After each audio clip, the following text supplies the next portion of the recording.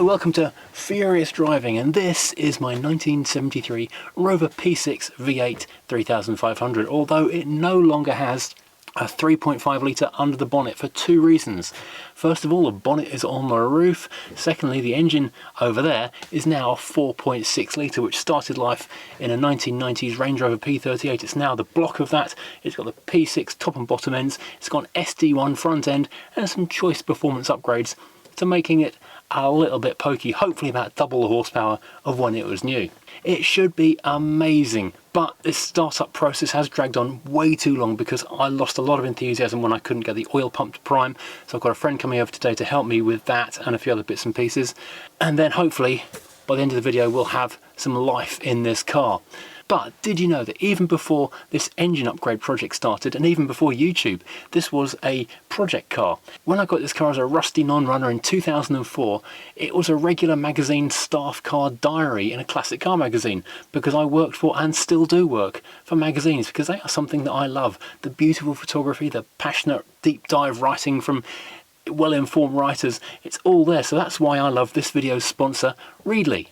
With the Readly app, you have a world of magazines at your fingertips. Browse categories from cars to gardening, science to travel to cookery and everything else in between. Or search for your favourites by name and take them to read anywhere. And you can bookmark articles across multiple magazines to come back to later, whether it's baking a Victoria sponge or changing a clutch. And with 5 profiles on one account, the entire family can dig in. For me, the space saving and decluttering element has been a huge bonus. I've freed up an entire wall of my office of old back issues, making more room for model cars, old cameras, vintage hi-fi, and you know what, there are magazines for all of that as well. And with back issue archive and offline reading, you can enjoy them even when you're off the phone network. You can read up in travel magazines to find that perfect getaway, and then when you get there, keep on reading. So start reading now. Hit the link in the description box below and you'll receive 2 months of Readly for free, and after that it's only £7.99 a month. And of course you can cancel at any time.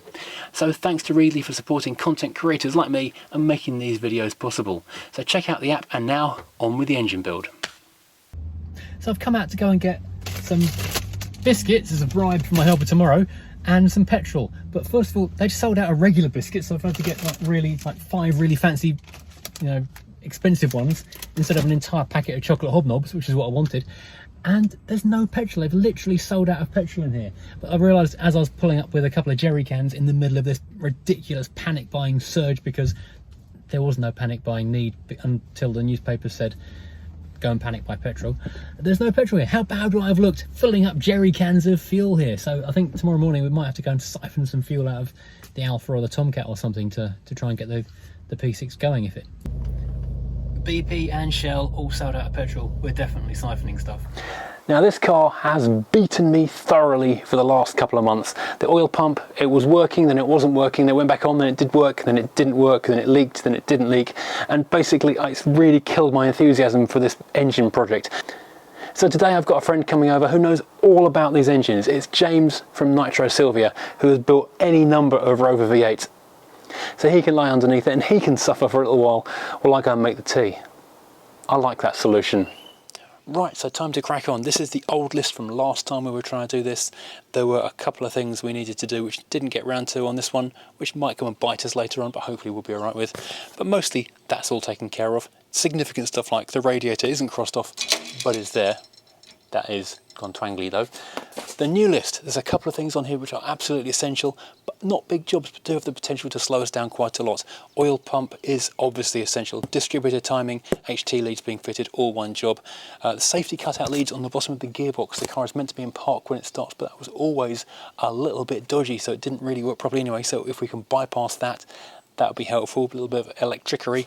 The manifold to downpipe bolts. The holes in the downpipe aren't perfectly placed for the holes in the manifolds, the headers, so we've only got a couple of bolts in there, but it's okay to start it up with, I think. Fuel pipe, I didn't do the fuel line, but because there might be debris in the tank, and also because I couldn't buy any petrol last night. I mean, thanks everyone for hoarding the petrol. Are you the same people who were buying the toilet rolls a year ago? Yeah, no petrol, so we're going to have to siphon some petrol out of something else and use it in a gallon can on the floor, but the electric pump will be able to suck it straight from there, and that'll bypass any potential problems with the fuel system. To put water in the radiator and top up the gearbox fluid. There's some of that around here somewhere. So we are good to go. Right, so first thing I'm going to try is re-priming again. It may be primed and it's just not squirting enough juice up as it is, but let's have a quick look.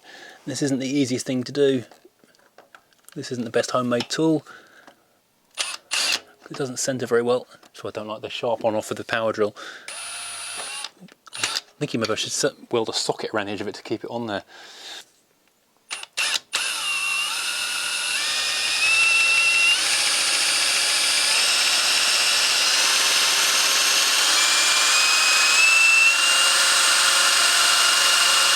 I can hear it going blub blub blub at the bottom, but I can't see anything lifting at the top.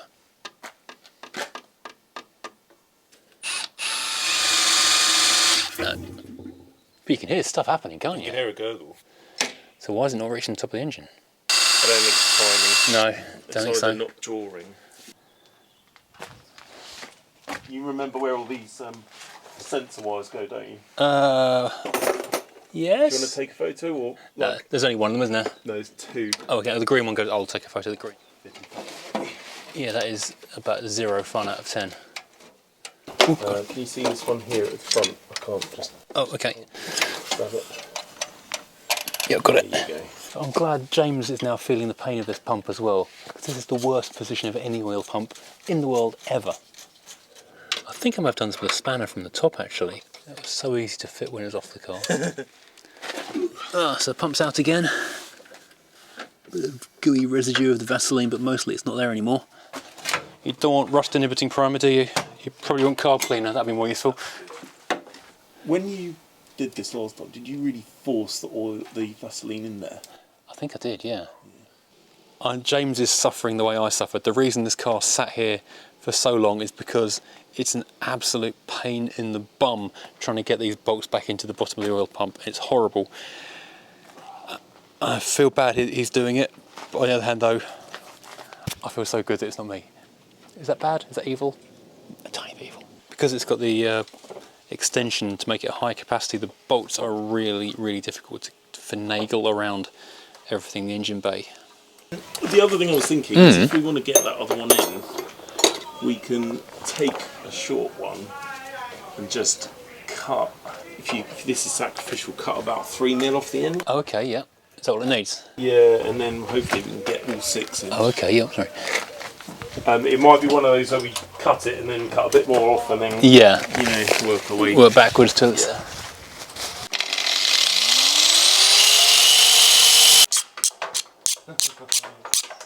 Do you want to just put the tool in and just see if you can turn the pump before? Don't turn it too fast because we don't want to evacuate the Vaseline, but just to make sure it's not locked up again. It's stiff, but it turns. Good, right, that's what we want. And that's only taken about 3 hours.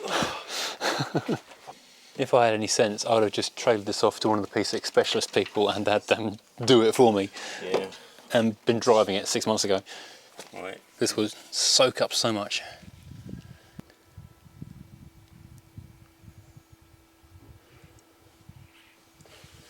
And that just disappears. Yeah. It's amazing, isn't it? Yeah. Might have to do it several times. Yeah. Because the pump has worked to a certain extent and emptied the filter. Let that marinade in its own juices. A celebratory cookie while we're waiting. Yeah. Cookies. And now we can watch James get covered in oil, which I've done a couple of times myself already. So once you've filled that oil filter with oil and then you screw it into the filter, it goes in about 45 degrees, so half of what you've put in does fall on you. I'll just go past these stupid auto lines. Oh yeah, the automatic gearbox coolant lines to the radiator at the front are really, really, really, really in the way of everything. Now, this is kind of where I came a cropper in the first place, like 6 months ago, wherever it was. because I thought it was done up really tightly, but it just snagged like half a thread away from the very end. Done. Hurrah! High five, metaphorical. Fist bump. COVID fist bump. COVID fist bump, yeah. Are we ready to risk it? I hate using this drill because it's not got any kind of gentle stop. It does flick off and it's not a pleasant feeling. So I wish this did have the same kind of fitment as yours did, because that's a much nicer way. Yeah. Oh, I can see bubbles this side.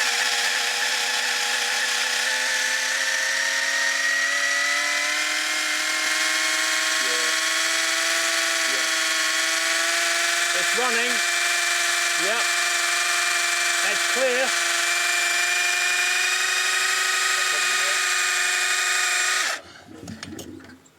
Wow, we've got oil happening. But little bits of treacle. It's not gushing out like fountains, but it's there, so. That one looks alright as well. Yeah, it's on the front too. Cool. So I think we've got oil. We probably won't destroy the engine. Woohoo! Probably. Maybe. Ish. 90%. 75% chance. Okay, 50% chance. There is a chance. If it blows up, it wasn't oil. Exactly, yeah. Yay! Progress. Progress. Right, next. Timing? Yeah, I think so. So we want it turned to top dead centre with them off cam, so that's top dead centre compression number 1. Yeah. Is that actually in that position already? It probably isn't far off. Yeah, it's the sockety thing. Oh, well, that's at least progress. Well, yeah, I'm pleased about that. That's really good. It feels noticeably different. Yes, it was really stiff at first, and you could hear and feel the drill straining. Yeah. And then, yeah, you could actually feel it not weakening, but softening as that should go on the end of there. That's fallen off. Whoops. To be honest, it does need a bigger radiator regardless, though. Take it to Steve. A few people have mentioned him. Yeah, he's just done. What's he done for me? He did the one for the 420 GSI. What I would like to do is get something in the same body, but like a triple. Yeah, Cool. he does that. He converted a twin to a triple for me. Yeah, because these were always undercooled. Right. And now with this engine, it's going to be even more undercooled. So. I think those are SD1 rockers as well. They got a date mark on them. 95? 95. That can't be right, can it? Well, it can be. 90, It's out of your P8. 96. Yeah. Oh yeah, those off the Range Rover. Yeah. SD1 type rockers. So they have the bigger pad. Oh. Yeah. What's it? Oh, the oil cooler lines. Yeah. Are they finger tight? Once they come off, they're a nightmare to reconnect. Yeah, I can So believe that. they can stay where they live. So as I'm turning it, just make sure those number 1 rockers don't sort of look like they're trying to start to open the valves. Yep. Apparently SD1s are far easier to work on than this. The same engine. Familiar. Same engine, but in a far more convenient location. Right, that is crudely at top dead centre. These two are nice and even. So that should be compression. The other thing we can do is pull the plug out of that one and just put something in it. Yeah, to make sure. just to double check. Although it should be at TDC if that's. Yeah. You basically want it in a position where your vacuum advance unit isn't going to hit something when you time it later. Yeah, that's a good advice. So in the Rover diagrams, number 1 is usually about here. Yeah. Yeah, the very handy old factory workshop manual was really good for that kind of information. Yeah. So if we want that there, Kind of pointing over that way. then we want. Why we couldn't align that perpendicular with that? Wouldn't that be sensible? So we might need that tool so we can just turn the pump till it's in the right place. Oh, okay.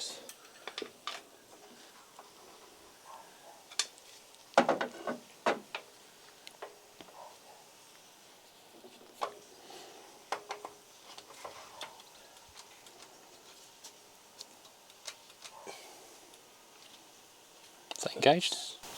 That doesn't feel very nice in there. That's my other fear, is it won't engage and then it'll start running with no pump drive. Yeah, the rotor arm doesn't feel very nice on there though. It's whether you can get it to engage on the spline of the cam Yeah. and in the top of that oil.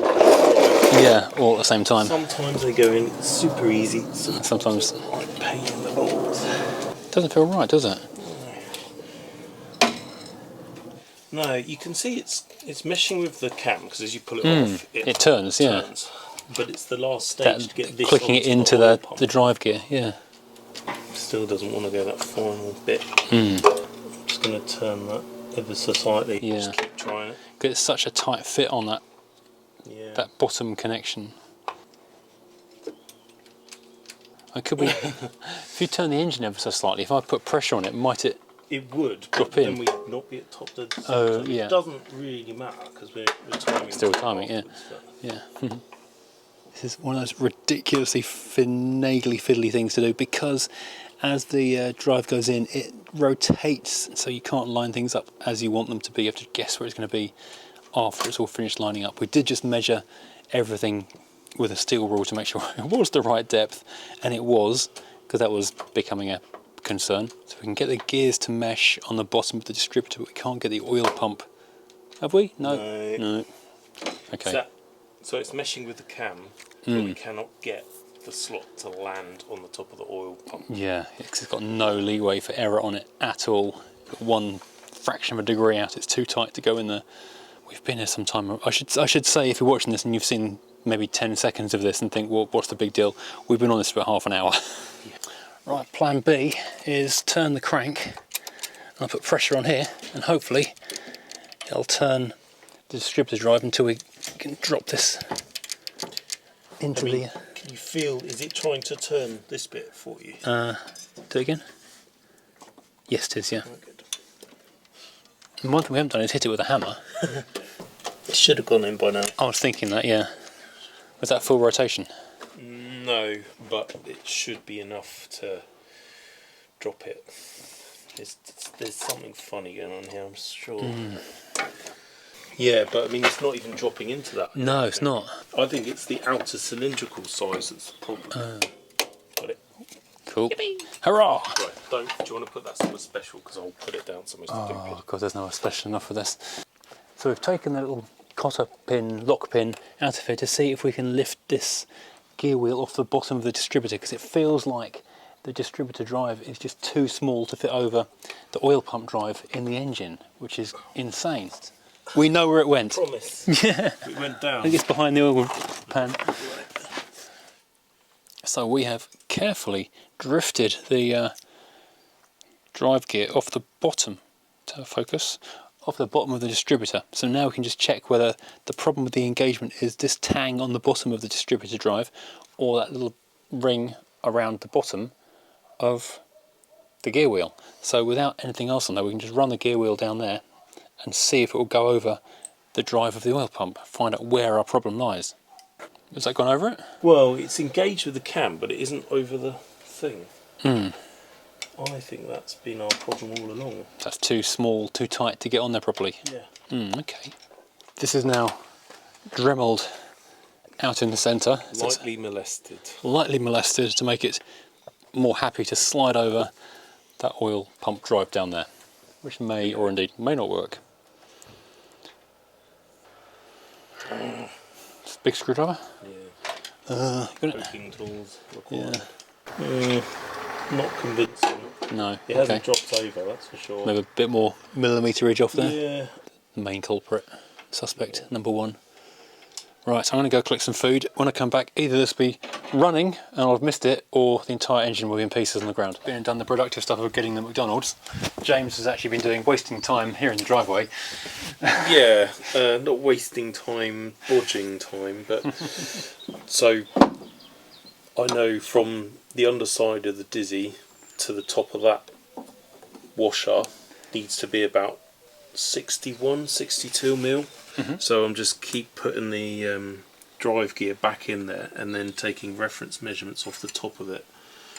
So we know it's gone down Yeah. far enough. Yeah, And just opening it a little more inside each time, and then... Exactly that. So I think we're probably about there now. So Yeah. it should be a nice slack fit, which means Yeah. that we won't be forcing the oil pump gear into the bottom of the oil Driving pump it in cover. there. Yeah, and basically grinding a nice hole through it. Yeah. So.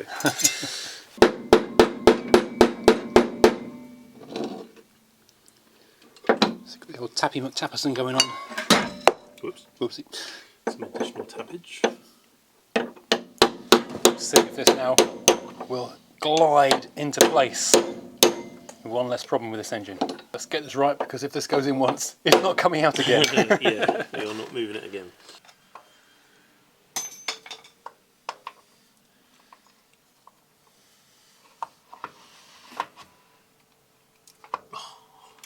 Get in.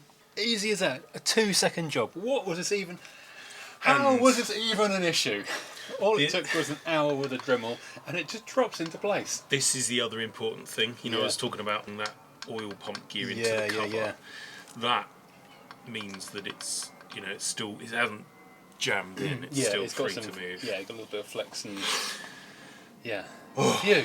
Right, let's get this thing timed up. Hurrah! Yippee! Woo! Brand new in the bag. I don't want to get them dirty. Well, yeah. I wanted blue or red, but yellow is quite nice and fun. Yellow's lighter. That means you go faster. A P6 set from a P6 specialist, so in theory they should all be correct. We just copy that. Let's just copy this one. This knows what it's doing. It drove here, so. Yeah. Just about. So number 1 is a end-on fitting one. This might take some jiggery pokery. So in cross-off oil pump, that only took 2 hours.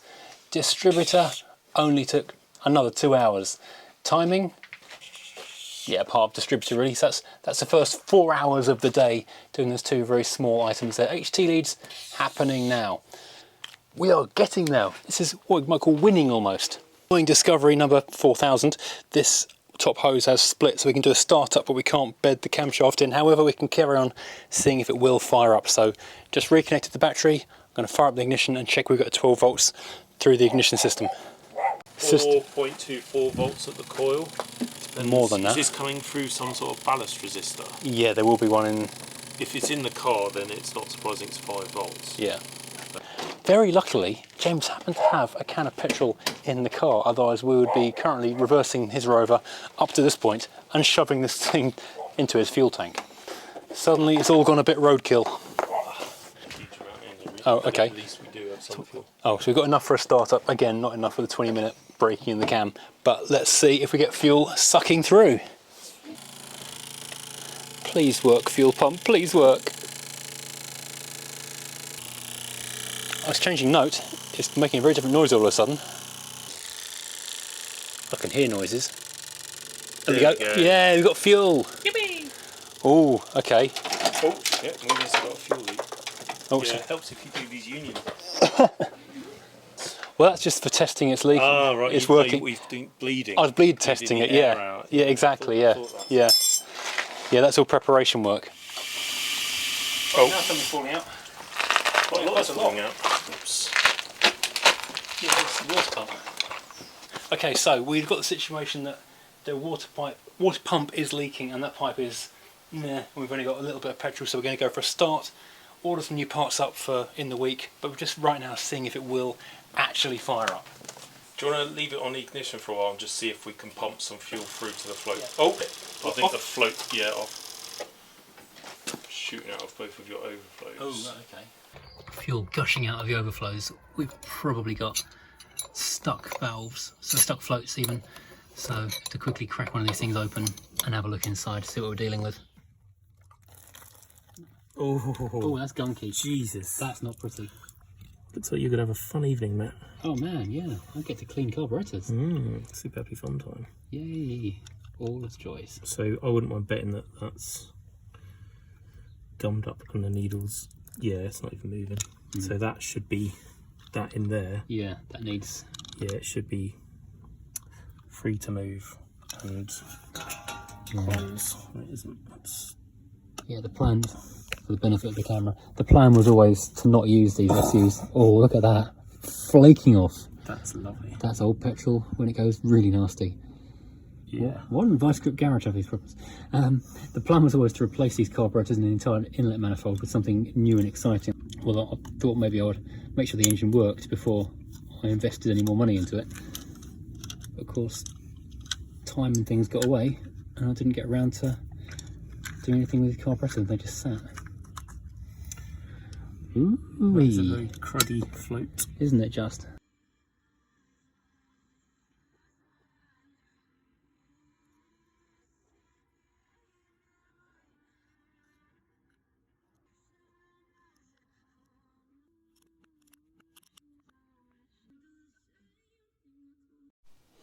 with pretty much everything now reassembled and cleaned up and all the rest of it, everything is moving as it should. The last thing we need to be doing is to adjust the float so it is sitting at the right level, so it floats at the right depth of petrol. Now, a little tip I picked up from James, actually from a book I do have upstairs, is that the middle point of this float should be about 1.5 millimeters below this straight edge line across there. That's a little too high, so what we need to do is just bend this little tab just a tiny weeny bit. Advanced mechanics here. That's about 3 millimeters. It was right down in the depths of there a minute ago.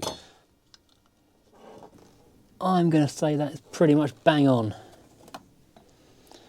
That's about as close as we're going to get to 1.5 millimeters, judging it purely by eyeball, so I think we're happy with that. Now I just need to do the whole lot again to the other carburetor. Well, good news, everybody! I've been waiting and waiting for the delivery people, and DHL and UPS have both been, and so I've now got a new top hose, because that one is horrifically split. So, whoops dear, that can now replace that one. Because we're doing hose pipe buying anyway, we thought the bottom one looked a bit on the tired side. It's barely been used, the labels have hardly even worn off it, but that one looks pretty tired as well, so we've changed that one.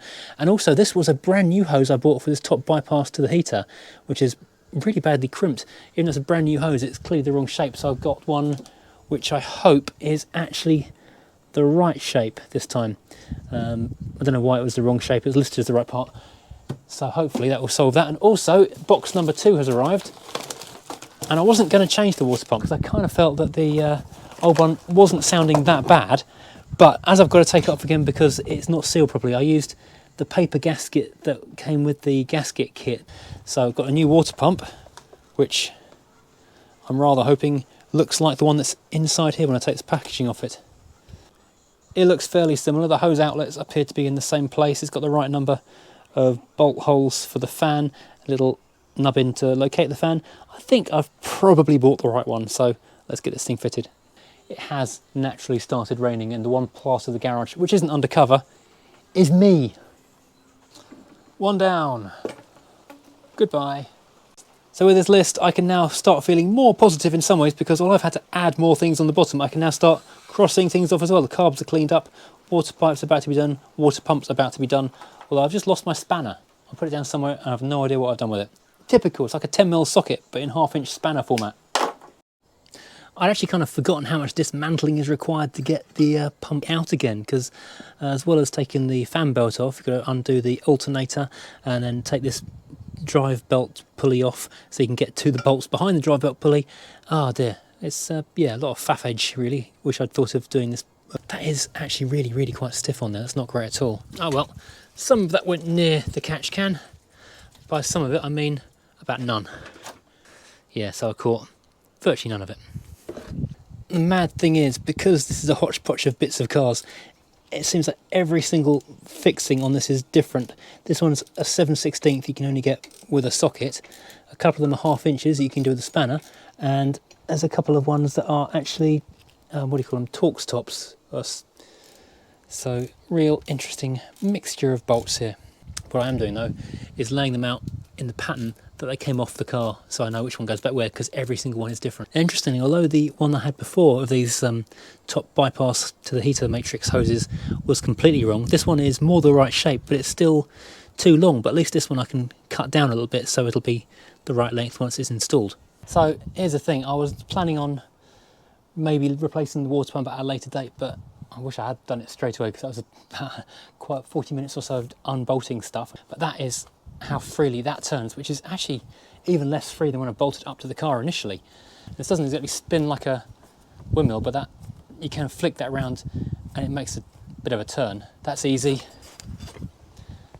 That's a bit stiff. It might have worked in and been alright, but you don't really want to risk a brand new engine for the sake of an £80 water pump. Well, £100 once you chuck in delivery and VAT and stuff. Right, so this is the rather delicate task of lining up the new goopy gasket. Oops, I've got it on my hand already. That took like 14 seconds. That's upside down as well. There we go. Bolt on that one, I seem to remember being suitably awkward. Okay, right, so now everything is more or less buttoned up. The new water pump is on. That is all sealed up nicely. It's all bolted in place. Power steering bracket is back in place, even though I've got no clue how the power steering pump fits on there. Alternator is, oh, I need to tighten that up still. Belt is on though. What else have we done? We've put new hose pipes on there. Went and bought a new box of Jubilee clips because the old ones, well, were looking a bit manky and one was missing. I've trimmed the new hose down as well, and that still has got a bit of a kink in it. It seems like no one makes the correct shape for this hose, so I have to look into that. I've just noticed that there is no Jubilee clip hose clamp on this one, so I need to go and find something to go on there, because that is probably important not to be dripping petrol down there.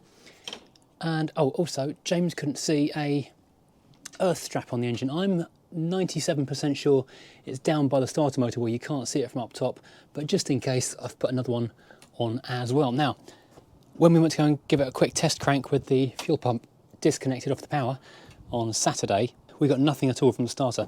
But then I did do a battery test, and it turned out it was making 13 amps, not 570. So guess what I had to go and spend yet more money on? Nope, not tea bags. Another battery. I'll say a quick thank you to everyone who sent me number plates through for the last junk in the trunk. I haven't ignored them, but I can't move the car and put the bit of wood up to bolt them to the wall. So as soon as the car is mobile, I can actually make that bracket to sit over there and continue with my wall of number plates. So I'm very excited about them. I am still keen to make my complete wall of number plates. When we go over to the new unit, when give or take a year or 3, it eventually happens, I can make an entire wall with a number plate from every country in the world. Every state in America is all different, every state in Australia because they're all different. This is quite an ambitious achievement we're going for, but maybe one day we will get a way towards it. So if you're a Patreon or a channel member and you wonder where your monthly £1 or £2 goes, it goes on these things. This is like the second battery I've bought this month. This is a really awkward thing to fit a battery in a P6 because the battery box down there, oops, is just astonishingly tight, and I'd forgotten when I went I took the old battery down to go and size up, and I'd forgotten I actually had to trim these little clamp down bits off the old battery, so I'm going to have to go and trim these off as well on this one, which is something which really does invalidate your warranty, so you really do hope this is a good battery, not a duffer. Now with the battery connected, the new battery that is, and the fuel pump disconnected, we can give this a little flick, see what happens. Nothing at all, which means I've got to get in there and bridge those lockout things underneath the car. Hang on, let's try that in park. Nothing. Right, I don't know if you can see this or not, but one of those wires has actually come off, which may well be the reason nothing's happening. So after merely about, what's that, about 20 minutes of shouting at this thing, managed to get past the gearbox and the exhaust pipe and get that thing on. My hands are now disgusting. That might not even be the right connection for all I know, but let's go and see if the starter will do anything. Right, so we have now reconnected the battery. We have disconnected the fuel pump. Let's just see if the engine now cranks, and nothing. Okay, let's pop it into park, sorry, because that's where it's meant to be, I think, isn't it? Nothing. Oh, this car is trying to kill me with its frustrations. Oh my God. Okay, let's go and find a test meter and find out where the power is not getting to. This always was a problem when the car was, running with a 3.5 litre. That lockout switch always caused me grief. So I think maybe we should just take out the plugs from that lockout, just bypass or link the wires, figure out which wire goes where. Oh man alive, so I guess we're not finishing this car today. What I can show you with the ignition on is that, rather excitingly, the tail lights and the bumper light works. At least that's something. I need to go find the test meter, get on the starter motor and figure out whether there's actually power going to the starter when I turn the key, or if it's being stopped by that switch and now I need to bypass the switch. But I don't know what I've done with my test meter. I don't know how it's got lost in this otherwise perfect situation of calmness and serenity in which I live. But yeah, we are so astonishingly close to completing this car now. Well, this is ending about as far as possible as I hoped it would be today. We are only millimetres away from finishing a conclusion, a start-up, but it feels like we might as well be a million miles, because without that starter motor turning, it's not going to fire. Also, I've still managed to lose my test meter, so I've no idea where that's gone either. So yes, I'm really sorry. I really did think this was going to be the startup video at last, but obviously we've been thwarted by the machine. But next time, it might start, and I won't say for definite next time it will start because we've been there before on this channel. I mean, just look at the Mercedes W123. How many "it's going to start this time" videos did we do on that one before it finally ran? But we are this close, we are this close. I even had the timing light ready and waiting to go. We were so close. I was so sure it was going to work this time. Everything is now buttoned up. The oil pump finally works. Distributor is now making contact and we can get this thing timed up once it's running. It's kind of in almost time now. The water pump is sorted out. Belts are sorted out. Carburetors are sorted out. Everything is hooked up and connected. The only thing that's not working is that starter motor. So maybe it's a dead starter, maybe it's a bad connection. I don't know. We'll come back to that in the next episode of P6, maybe it'll start videos. But in the meantime, thank you for watching. I hope you've enjoyed this effort of pain that we've endured to get this car to this point. Maybe next week we'll not only have more petrol, but have a working starter. Thank you for watching. If you've enjoyed this video, then please do hit like and subscribe and hit the bell notification so that next time one of these videos comes out, you know, and you can follow on and see if this thing will actually roar into life or not. So see you again next time.